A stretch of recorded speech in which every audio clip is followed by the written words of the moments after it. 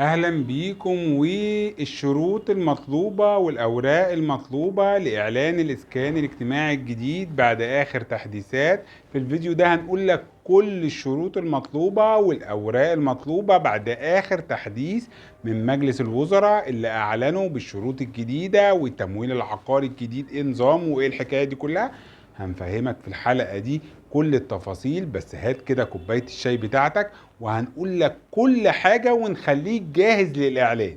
وبالنسبة لموعد الإعلان هنقول لك تقريبا، طبعا لأن حتى الآن لم يصدر الموعد الرسمي، ولكن هنقول لك تقريبا هو إمتى بناء على نظرتنا للأمر الفترة اللي جاية. خلينا كده نبتدي مع بعض بالشروط اللي هي المطلوبة لحضرتك عشان تقدم في شقق الإسكان الاجتماعي القادم.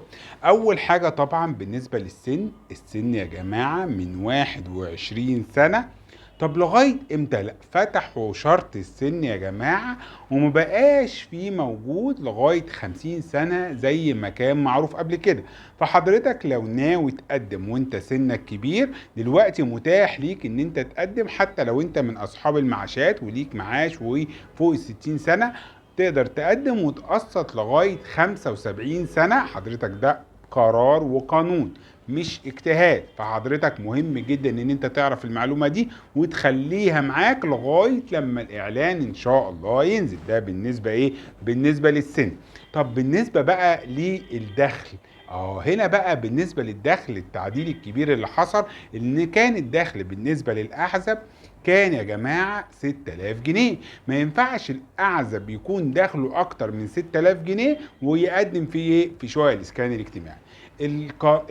الشرط ده اتغير وبقى من 6000 جنيه بقى 10000 جنيه. فكل الشباب اللي هي كانت بتشتغل بقى في أماكن كويسة والدخل بتاعها كان أكتر من 6000 ومش عارفة تقدم عشان كده، واحد يقول لي يا عم هو المرتبات ضعيفة. لا حضرتك، في ناس كتير كان مرتباتها كويسة وكانت بتكلمني وكنت بقول لها لا ده الحد الأقصى والموضوع صعب جدا.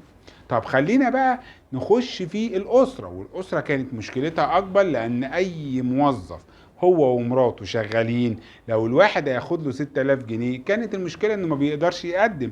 يعني يقول لي وانا عشان انا ومراتي شغالين ما نعرفش نقدم في شقة اسكان اجتماعي احنا محتاجينها. دلوقتي حضرتك رفعوا شرط الدخل بالنسبة للأسرة اللي هو كان كام؟ اللي هو كان 8000 بقى 13000 جنيه. ده كلام رسمي ولا اجتهاد؟ لا، كلام رسمي طالع من رئاسة مجلس الوزراء المصرية. يبقى نخلي بالنا قوي بقى في الحتة دي.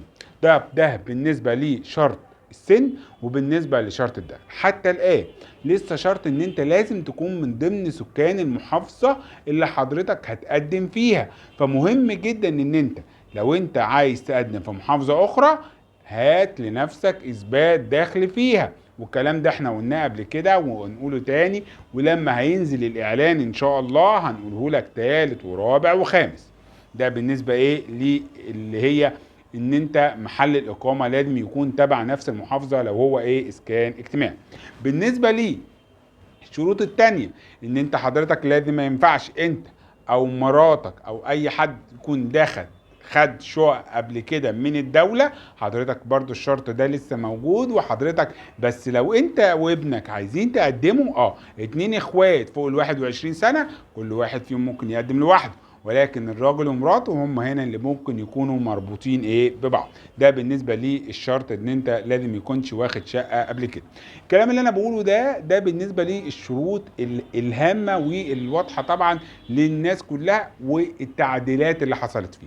بالنسبه لسعر الشقق حصل فيه تعديل كبير جدا وتعديل مهم جدا. سعر الشقة كان في آخر إعلان اللي هو الإعلان ال16 كان 310 وكانت دي موجودة في شقق أكتوبر والقاهرة. في محافظات تانية السعر هناك أقل شوية، طبعا كل حاجة على حسب سعرها، ولكن بالنسبة للقاهرة وأكتوبر كان آخر حاجة 310 ألف جنيه بالنسبة للوحدة 90 متر كاملة التشطيب. حضرتك السعر ده زاد، هو أصلا زاد من دلوقتي من قبل ما الإعلان الجديد يطلع كله زاد 10%، لأن أنت عندك في كراسة الشروط شرط بيقول لك في حالة غلاء أسعار البناء وغلاء الأسعار احنا هنزود 10%. فحضرتك الشرط ده لما انت هنا بتزود ال10%، حضرتك ايه اللي بيحصل؟ حضرتك هنا انت وصلت ل 340 ألف جنيه، عشان خاطر ال 310 ال10% بتاعتها 30 ألف جنيه، حضرتك زاد عليهم بقى 340 ألف جنيه. فانت حضرتك بقت الشقة عليك اصلا دلوقتي بالنسبة للإعلان الرابع عشر والخامس عشر والسادس عشر 340 ألف جنيه. السعر الجديد بقى للإعلان القادم إن شاء الله هيبقى كام؟ هيبقى 500 ألف جنيه. واحد هيقول لي الرقم ده كبير قوي ومين معاه من الشباب المبلغ ده؟ هقول لك هنا الفكرة هتبقى في قصة التقسيط. قصة التقسيط دي مهمة جدا وهكلمك عنها، لأن قصة التقسيط هي اللي ممكن تبقى الميزة اللي موجودة حتى الآن في هذا المشروع. التقسيط هنا هيبقى على ممكن 20 سنة، 15 أو 20 سنة. واحد يقول لي طب بالنسبة بقى لفايدة التمويل العقاري واللي احنا كنا بنتمتع بيها 3% والكلام ده كله، اقول لك الكلام ده برضه اتغير. البنك المركزي طلع واعلن ان شرط يا جماعة التمويل العقاري ما بقاش 3%.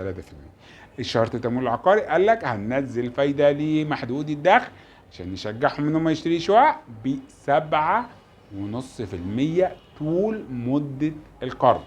طول مدة القرض يعني 10 سنين، 20 سنة، أي مدة أنت هتاخدها الفايدة بتاعتك هتبقى 7.5%. مهم جدا ده بالنسبة للشروط.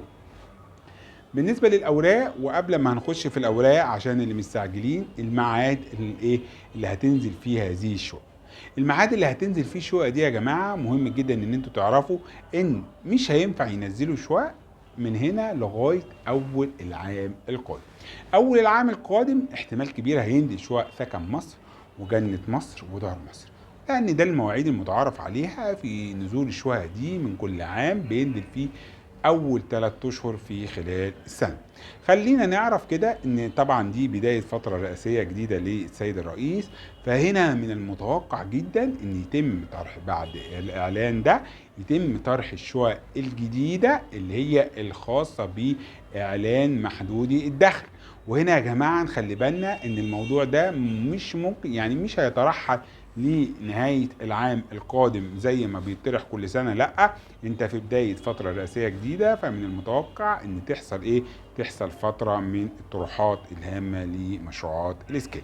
نخلي بالنا قوي بقى من اول السنة الجديدة ونتابع مع بعض، واي حاجة هتنزل عن الموضوع ده هنجيبها لكم وهنشرحها لكم بكل التفاصيل اللازمة لهذا الموضوع. ده بالنسبة للموعد المحدد، ونتابع مع بعض لغاية ما نوصل. بالنسبة للأوراق المطلوبة، حضرتك مطلوب منك كذا نوع من الورق. أول نوع من الأوراق هي ورق حالتك الاجتماعية، إن كنت بقى متزوج أو أعزب أو أي حاجة من الحاجات دي، حضرتك مهم جدا إن أنت تجيب ورق حالتك الاجتماعية اللي هي البطاقة، ولو أنت متزوج يبقى كده عائلي. الكلام ده طبعا احنا شرحناه قبل كده بالنسبة حتى للمطلقة والأرملة. حضرتك لو أنت الورقة التانية إثبات محل الإقامة، حضرتك لازم تجيب وصل كهرباء او وصل مرافق حديث للمكان اللي انت قاعد فيه ويثبت ان انت من نفس المحافظه اللي عايز تقدم ليه. ده بالنسبه لمحل الاقامه. بالنسبه لمستندات الدخل، لو حضرتك موظف في شركه او اي حاجه، مفردات مرتب بتجيبها معتمده، مش كده اي مهنه حره، طالب، اي بتجيب شهاده دخل من محاسب قانوني بتثبت ان انت ليك الدخل الفلاني. وطبعا ما نحاولش ان نخليه الا عن 3000 جنيه. انت بقى معاك دلوقتي 3000 و4000، حدود كويسه جدا ان انت تعمل الدخل بتاعك عليهم لو انت ليه هتعمله بالنسبه لشهاده الدخل. كل الكلام اللي انا بقوله ده مهم جدا ان انت تبقى عارفه قبل بدايه الاعلان، عشان خاطر يا جماعة فعلا نكون جاهزين لأي إعلان قادم، لأن أعتقد الإعلانات دي هتبقى مدعمة بشكل كبير جدا من الحكومة لارتفاع كل أسعار البناء وكل مواد التشطيب وكل حاجة في البلد سعرها تقريبا زاد الضعف. خلينا كده مع بعض نتابع وإن شاء الله نقدر نفيدكم لغاية لما اللي عايز يقدم على شقة ياخد شقة. ودايما كده اللي مش عامل اشتراك يعمل معانا متابعة ويعمل اشتراك لغاية ما نوصلكم للهدف اللي احنا واقفين عشانه، وهي حصولكم على الشقق اللي انتوا عايزينها. نشوفكم دايما على خير. شكرا ليكم والى اللقاء.